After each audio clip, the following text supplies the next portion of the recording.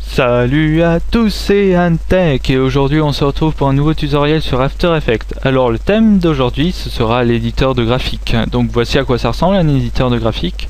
Vous voyez donc sur l'intro Pixie, si vous l'avez déjà vu, donc je vous invite à la regarder, elle est plutôt sympa. Enfin c'est à mon goût, après chacun ses goûts. Je tiens à préciser une chose avant de faire ce tutoriel là, c'est on m'a beaucoup sollicité justement pour que je vous fasse cette intro en tutoriel de A à Z, pareil pour une autre, pour la GFS il me semble, et une pour WeHazard ou WeYahoo, je sais plus du tout. J'ai dit malencontreusement oui. Effectivement, ça me plairait bien de vous faire ça. Malheureusement, une intro c'est personnel, et je voudrais pas vraiment qu'il y ait... Enfin, eux aussi, je pense que par exemple Pixie ou la GFS ne voudraient pas que d'autres personnes aient exactement la même intro qu'eux, avec un autre texte uniquement. C'est vrai que si on se met à leur place, c'est vrai que c'est comme ceux qui ont des templates, il y a tout le monde qui a la même intro, le même type d'intro. C'est pas original. YouTube, il y a tellement de vidéos, ça manque des fois d'originalité et je pense que l'originalité va permettre d'être connu, ce genre de choses. On peut le voir donc dans 3615 Usu ou ce genre de choses. Donc c'est pour vous que je vous dis ça. Donc en fait, pourquoi je vais faire des tutoriels, pourquoi je vais continuer aussi et sur quoi ça va traiter, je pense que c'est important de le dire avant que je commence ce tutoriel là. Donc comme vous l'avez vu dans Boons et d'autres tutos, je traite que des petites parties. J'ai par exemple traité sur Twitch, Boons, Wiggle. Donc c'est des petites parties qui sont utilisées sur les intros. Donc moi mon but c'est de vous former à faire des intros et ne pas vous donner d'idées. En gros je fais des intros pour les personnes, mais je ne veux pas vous faire d'intro de A à Z. Par contre, si vous le souhaitez, je peux créer des intros spécialement pour les tutos, comme le fait un peu Impact de Design, excuse-moi. Si tu regardes la vidéo, on sait jamais. Donc voilà, c'est ce que je vais sûrement faire. Ainsi, je vous propose de suivre ce tutoriel là et on va le faire. Donc voici donc l'éditeur de graphique. Donc ça se présente par une courbe. Une courbe, ouais. Et à quoi ça sert? Ça sert à modifier le mouvement dans le temps. Ouais, bon, ça c'est logique à la limite.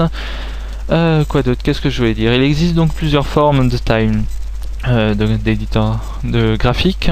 Il y a donc ce type de graphique là, et il y a ce type de graphique là, et sûrement d'autres que je n'ai pas vu. Donc je fais un peu ce tutoriel en freestyle. Ça fait peut-être la troisième fois que je recommence à cause de ça, mais bon. Donc je vous propose une petite prévisualisation à partir d'ici. Approximativement. Oh, parfait.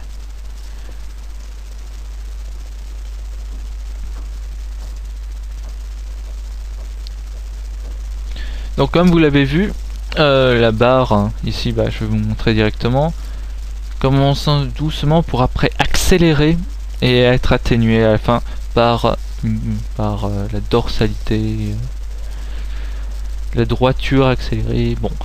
J'utilise I speak very much French. Et là, on peut voir aussi là, on voit la courbe de PIXY, un mouvement rapide atténué à la fin. On le voit aussi au niveau de la courbure de la courbe. Bon, d'accord. Donc ça, c'est un peu spécial. Au début, j'ai commencé à galérer. Je comprenais pas du tout ce que c'est ce genre de graphique. C'est mais ça c'est uniquement pour la position, il me semble. En tout cas, je vais vérifier que pour ça. Alors ce tutoriel ne va pas traiter sur tous les aspects de l'éditeur graphique. Il va uniquement traiter des aspects que moi j'utilise pour les intros. C'est vraiment des tutos que sont mes paramètres à moi. Donc je vais vous faire aussi la présentation de tout ça. Donc on va commencer par créer une nouvelle composition. Donc vous pouvez renommer la composition, donc moi ce que je fais jamais sauf pour les tutos.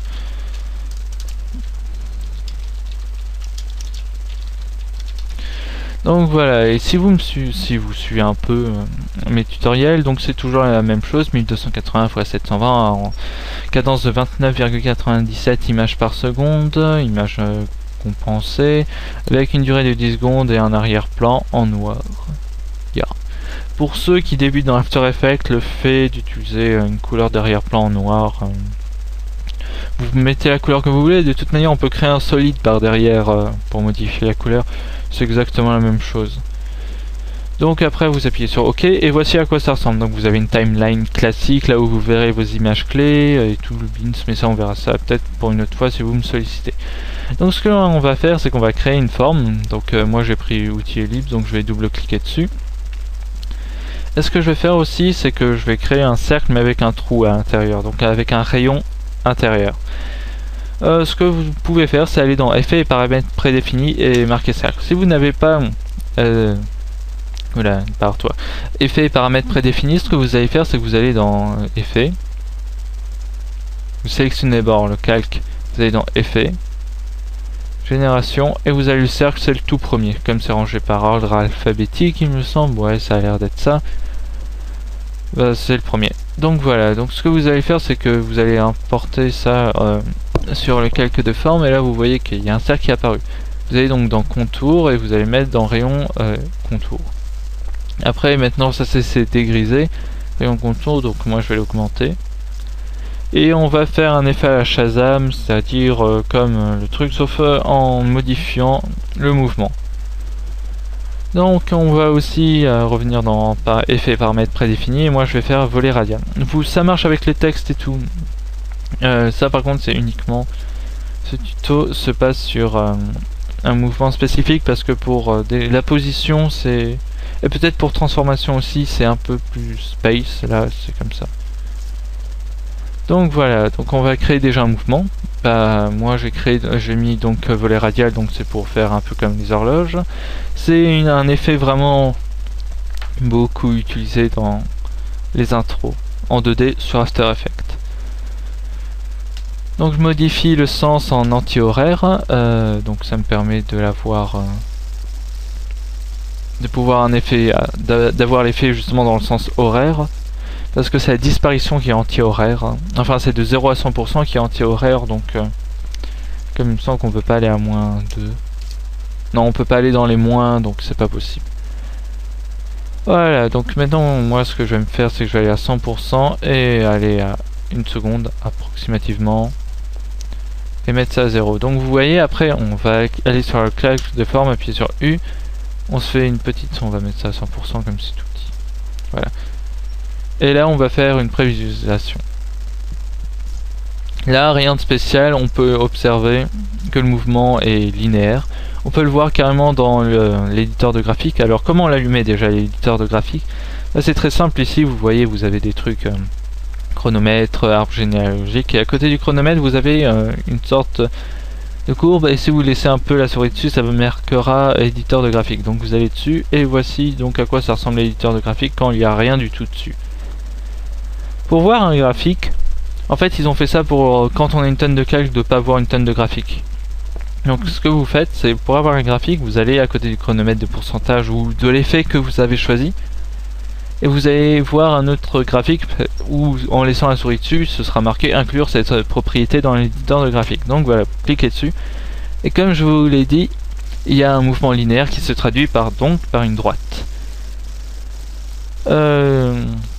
Donc ce que vous pouvez faire, donc on va quitter l'éditeur de graphique pour avoir un mouvement un peu plus beau, on va dire, avec des atténuations et des accélérations. Vous sélectionnez toutes les images clés que vous avez choisies. Ouais, c'est bon. Et vous faites soit F9, moi ce que je vais pas faire pour éteindre, parce que sinon ça éteint Camtasia.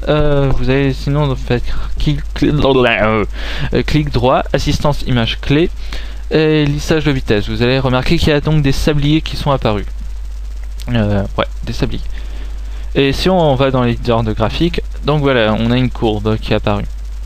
Donc voilà, donc maintenant utilisation de l'éditeur de graphique. Donc l'éditeur de graphique se présente donc par une courbe et tout ça, mais vous pouvez voyager dedans.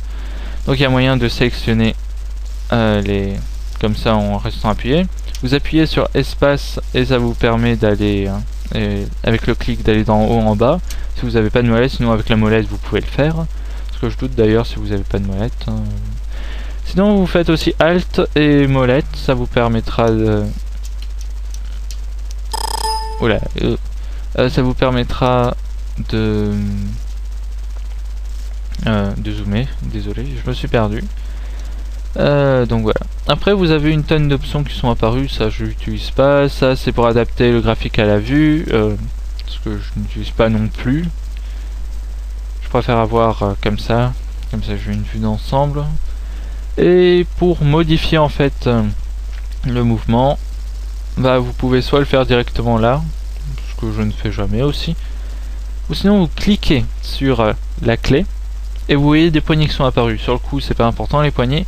Ce que vous pouvez faire c'est adapter la sélection à la vue. La sélection c'est l'image clé que vous avez sélectionnée. Celle que vous n'avez pas sélectionnée est uniquement un carré mais avec les contours, pendant que celle que vous avez sélectionnée c'est un carré rempli qui est jaune ou d'autres couleurs. Il me semble qu'on peut changer les couleurs, mais ça j'ai pas encore vu. Si vous voulez, je chercherai et je vous le dirai.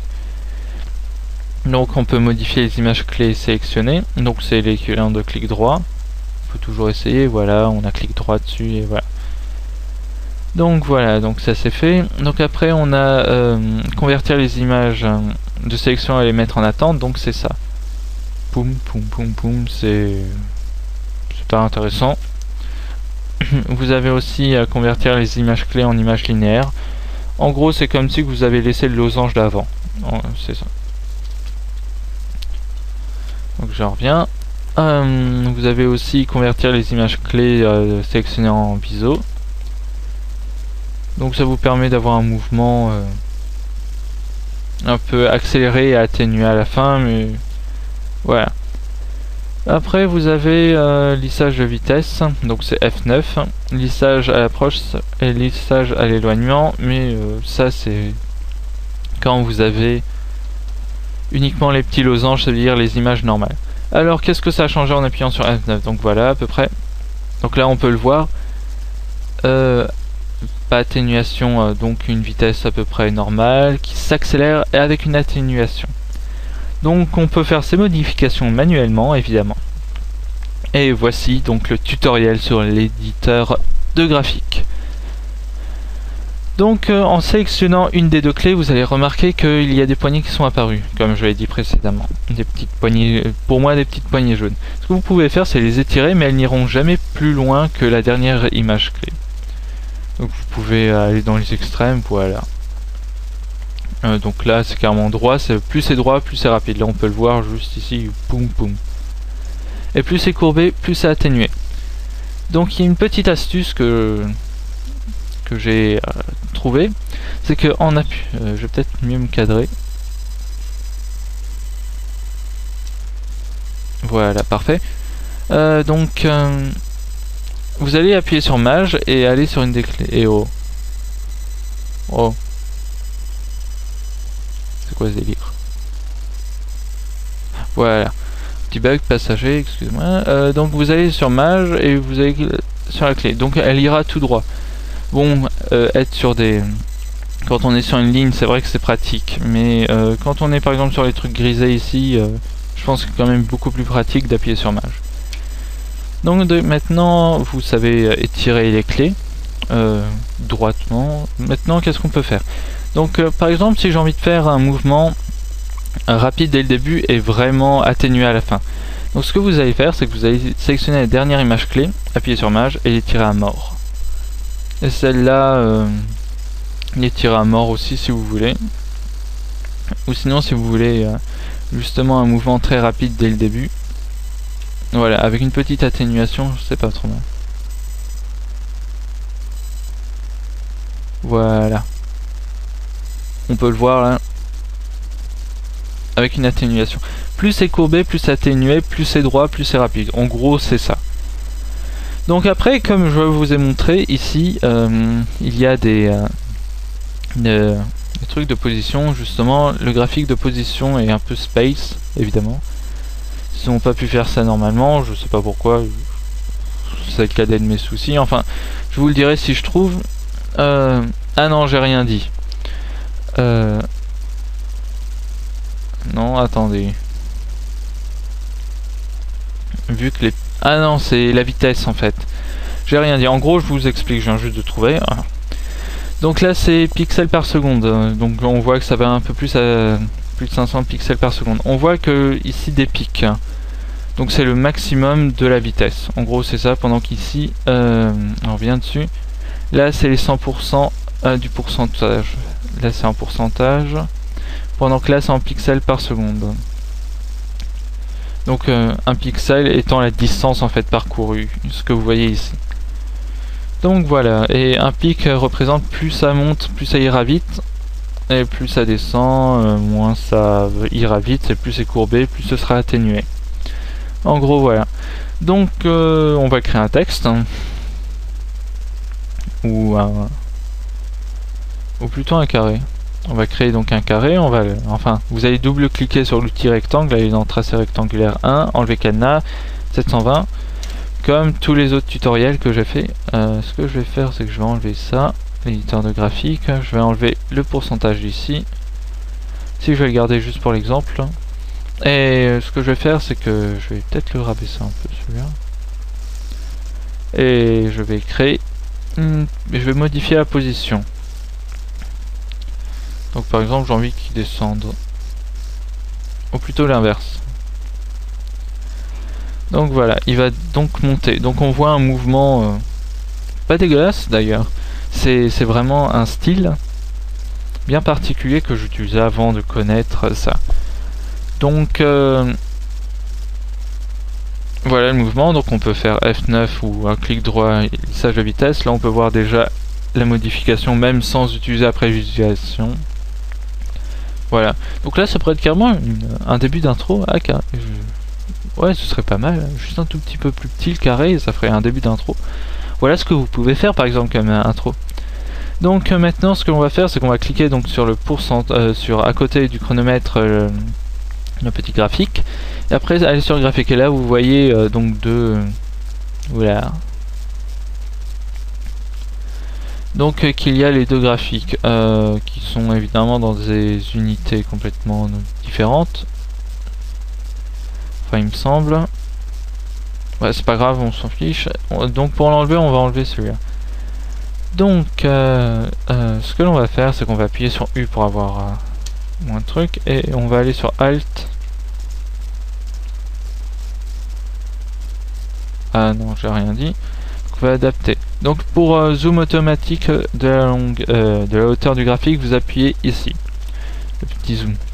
Donc là c'est en pixels par seconde, et ça c'est en pourcentage. Je comprends pas pourquoi ils ont... Ah non. Là ils précisent, mais c'est un peu space. Donc voilà, en utilisant le lissage de vitesse, voilà à quoi ça ressemble. Et si on enlève le lissage de vitesse, donc c'était RL, clic en sélectionnant tout, voilà à quoi ça ressemble. Alors pourquoi ça ressemble à ça, c'est que ça c'est... Parce que c'est toujours la même vitesse. En fait ça c'est la vitesse, on ne modifie pas en fait la position. On ne peut pas modifier en fait la position du mouvement. Il faut le faire manuellement. Donc vous pouvez déjà modifier ça en rabaissant ceci, ce qui augmentera l'autre proportionnellement, en faisant un truc comme ça. Voilà, donc je reviens sur mes paramètres. Donc voilà, je vais refaire un lissage de vitesse.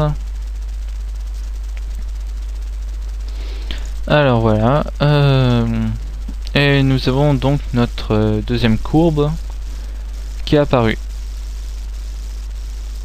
Donc voilà, on a donc notre lissage de vitesse et tout. Et on veut modifier ça pour avoir par exemple un mouvement comme ce que j'ai fait ici. Rapide puis lent. Ou en fait c'est carrément atténué à la base, dès que ça apparaît pratiquement. Donc pour ça on va essayer de créer un pic, un maximum. Donc pour faire un maximum, rien de plus simple, on étire les molettes. Donc là par exemple, là on voit que j'avais fait comme ça pour arriver à un extrême. Donc voilà, un peu celui-là et un peu celui-là. On peut le voir ici, par exemple si j'étire un tout petit peu celui-là et beaucoup celui-là, Si on fait une par exemple prévisualisation, voilà. Donc vous voyez en fait ça c'est, on le retrouve en fait souvent ce mouvement sur les intros, dont Tix Design, hein, ce type de truc. Voilà. Et si on peut faire l'inverse évidemment.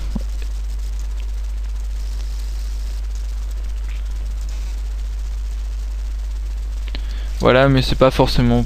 Si, ça peut être sympa. Donc voilà.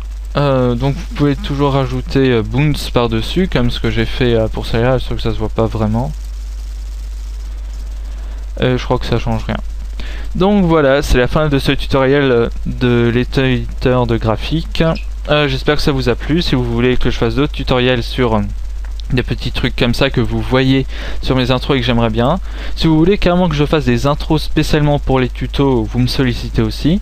D'ailleurs, je remercie beaucoup les abonnés. On est bientôt à 100 abonnés. Je suis bientôt à 100 abonnés plutôt. Mais on est quand même beaucoup plus en vous comptant. Par rapport, il y a un engouement assez récent d'ailleurs sur la demande. J'ai beaucoup de demandes à ce niveau-là. Au niveau des intros même, j'ai un carnet qui est où il y a la première page est pratiquement remplie d'intro que j'ai pas encore réalisé mais qui va se passer. Donc je vous remercie beaucoup pour ça. Pour ceux qui se questionnent, oui, il y aura une vidéo sans abonnés. Et je vous propose aussi de me rejoindre sur ma chaîne, sur ma page Facebook que je viens juste de créer, où il y a toutes les photos que je n'ai pas fait en speed art mais que j'ai réalisées. Bon allez, je vous dis ciao, à la prochaine.